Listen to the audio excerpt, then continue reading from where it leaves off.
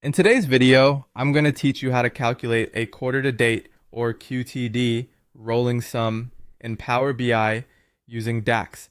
This powerful technique can be a game changer for businesses looking to analyze seasonal trends and financial data more comprehensively throughout a fiscal quarter. Whether you're new to Power BI or a seasoned user, this guide will walk you through the entire process in a straightforward manner. Let's dive right in by opening Power BI on your computer. Once you've got the application up and running, you'll want to direct your attention to the Home tab at the top of the screen.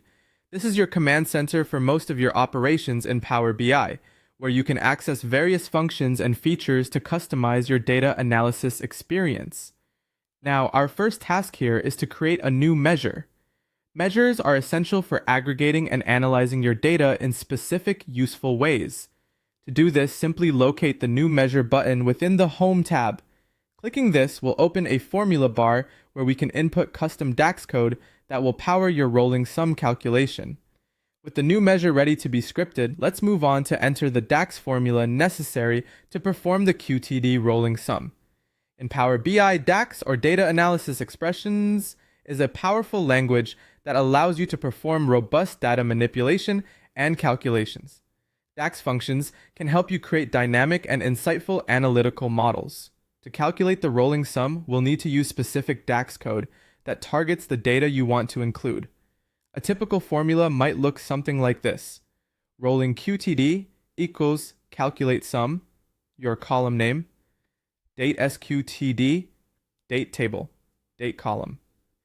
Let me break that down for you.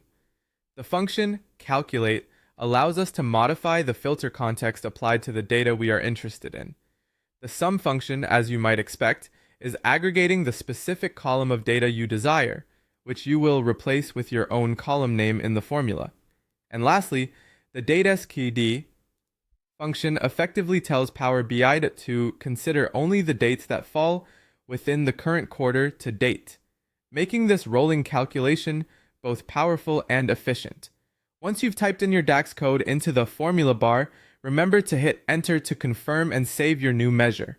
At this point, you'll want to check your results by applying the measure to a table or visual in your Power BI report. Use any columns such as time or category to drill down and see the impact of this QTD rolling sum on your data visualization. And that's it!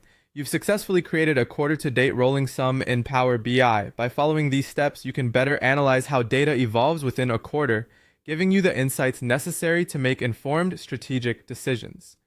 Thank you for joining me today, and I hope this walkthrough has empowered you to leverage the full potential of Power BI in your data analytics journey.